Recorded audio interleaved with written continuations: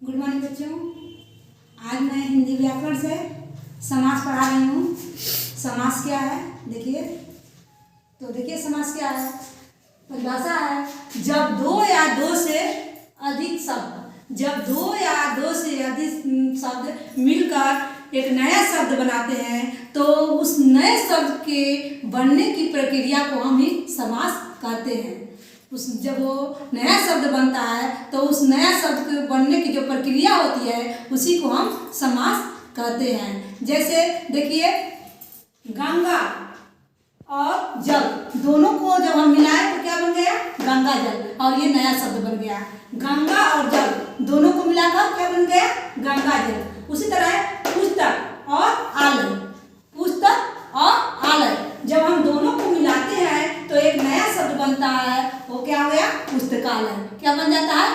पुस्तकालय। उसी तरह घुड़सवार, घोड़ा घुड़सवार तो क्या हो जाएगा? घुड़सवार, मतलब नया शब्द बन जाता है। अब देखिए समास के भेद। तो समास के मुख्यतः 6 भेद होते हैं। कौन कौन? अव्ययी भाव, तत्पुरुष समास, अव्ययी भाव समास, क्रमधारय समास, द्वंद्व समास, द्विगु समास और बहुव्रीहि समास। तो सबसे पहले हम देखेंगे कि अव्ययी भाव समास किसे कहते हैं। तो अव्ययी भाव समास में क्या होता है? अव्ययी भाव समास में प्रथम पद प्रधान होता है और वह अव्यय होता है। अव्ययी भाव समास में प्रथम पद प्रधान होगा और वह अव्यय होगा तो उसे हम अव्ययी भाव समास कहते हैं। जैसे प्रतिदिन, प्रतिदिन क्या है? प्रति अव्यय है। ये प्रति जो है अव्यय है और दूसरा पद क्या है? संज्ञा है। तो प्रति जो है अव्यय है, यही प्रधान है और यही प्रधान है, इसलिए इसे अव्ययी भाव समास कहा जाएगा। प्रतिदिन को अगर हम विग्रह करेंगे, प्रतिदिन समास को अगर हम विग्रह करते हैं तो इसका मतलब होता है दिन। इसी तरह है यथाक्रम। तो यथा क्या हुआ? यथा क्या है? ये अव्यय है। यथा क्या है? अव्यय है और ये प्रधान है। यथा क्या है? अव्यय है और ये प्रधान है। तो इसको हम विग्रह कर देते हैं तो हो जाता है क्रम के अनुसार विग्रह करते हैं तो हो जाता है क्रम के अनुसार। इसी तरह है यथाशक्ति। देखिएगा सब में अव्यय आएगा, प्रथम पद में अव्यय आएगा, लेकिन इसमें यथा क्या है? अव्यय है। यथा क्या है? अव्यय है। और जब हम इसको विग्रह कर देते हैं तो बन जाता है जितना शीघ्र हो सके तो उससे हम यथाशीघ्र। तो ये देख रहे हो कि प्रति, यथा, आजीवन, आमरण, ये सब क्या है? दिनों दिन। तो ये सब क्या होता है? ये सब अव्ययी भाव समास है। ठीक, उसके बाद है तत्पुरुष समास। दूसरा में है तत्पुरुष समास। तो जिस समास में दूसरा पद प्रधान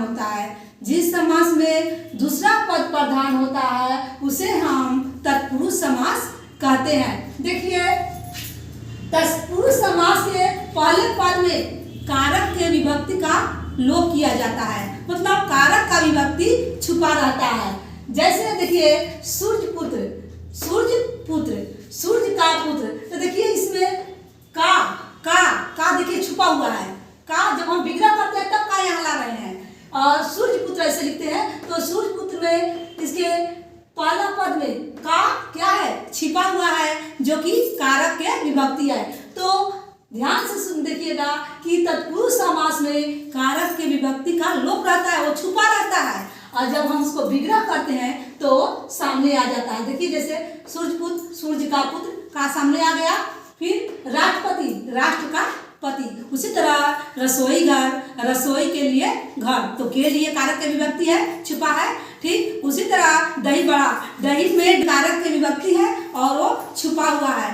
तो इसमें कारक का विभक्ति छुपा रहता है और जब हम विग्रह करते हैं तो वह सामने आ जाता है। अब है तीसरा में देखिए बहुव्रीहि समास। बहुव्रीहि समास किसे कहते हैं?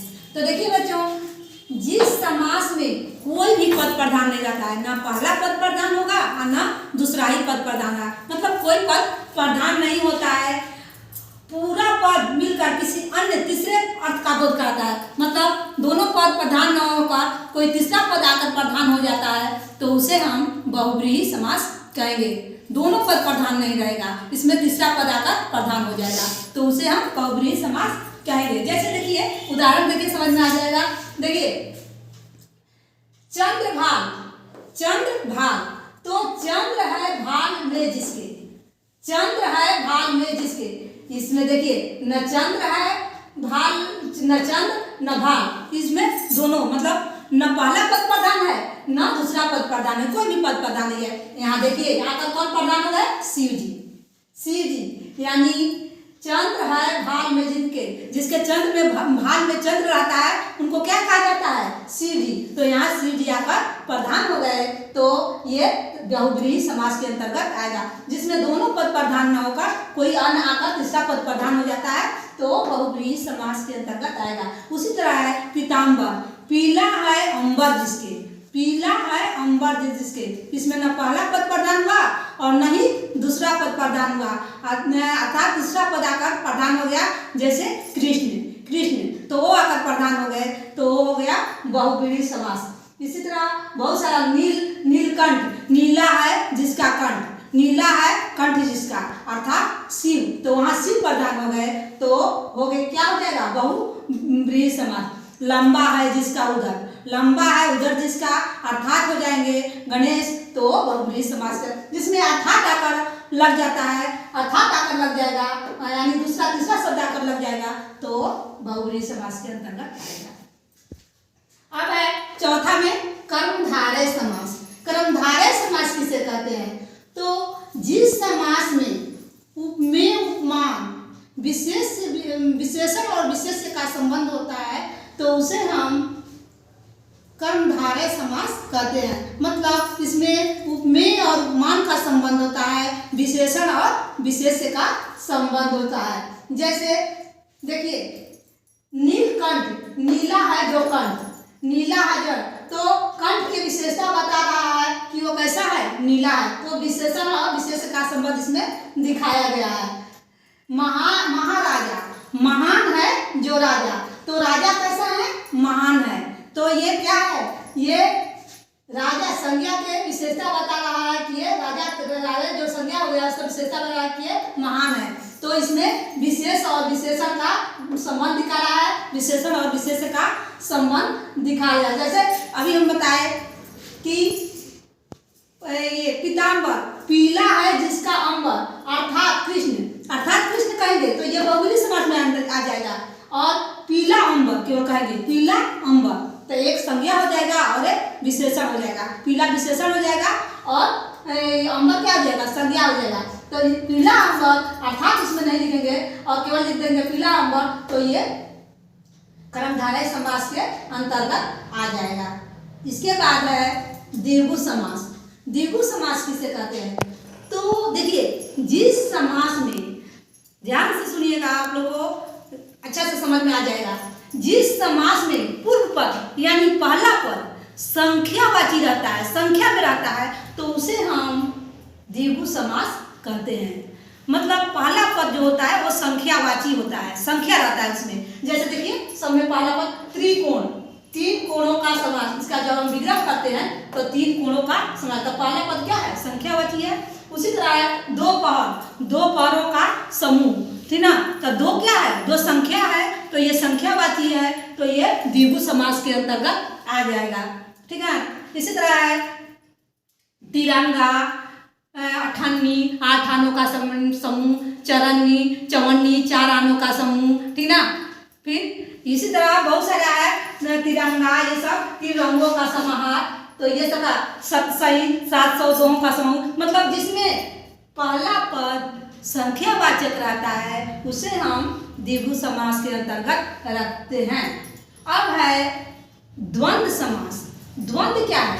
द्वंद्व, द्वंद्व कहता है कि जिस समास में दोनों पद प्रधान हो, द्वंद्व कह रहा है कि जिस समास में दोनों पद प्रधान हो, यानी पहला पद भी प्रधान रहता है और दूसरा पद भी प्रधान रहता है, तो उसे हम द्वंद्व समास कहेंगे। जैसे माता पिता, माता और पिता, यदि माता प्रधान है तो पिता भी प्रधान है, तो ये क्या हो जाएगा, द्वंद्व समास। ठीक है। उसी तरह भाई बहन, यदि भाई प्रधान है तो बहन भी प्रधान है। राजा रंग, राजा प्रधान है तो रंग भी प्रधान है, मतलब दोनों पद प्रधान है। लोटा डोरी, लोटा प्रधान है तो डोरी भी प्रधान है। तो जिसमें दोनों पद प्रधान रहता है तो उसे हम द्वंद्व समास के अंतर्गत रखते हैं। तो आप लोग को समझ में आ गया होगा समास के कितने भेद होते हैं। ठीक, समास के 6 भेद होते हैं। अव्ययी भाव, कर्मधारय, बहुब्रीहि, तत्पुरुष, द्विगु और द्वंद्व। इसको लिख लीजिएगा अच्छे से, ध्यान से, और फिर इसको पढ़िएगा। धन्यवाद।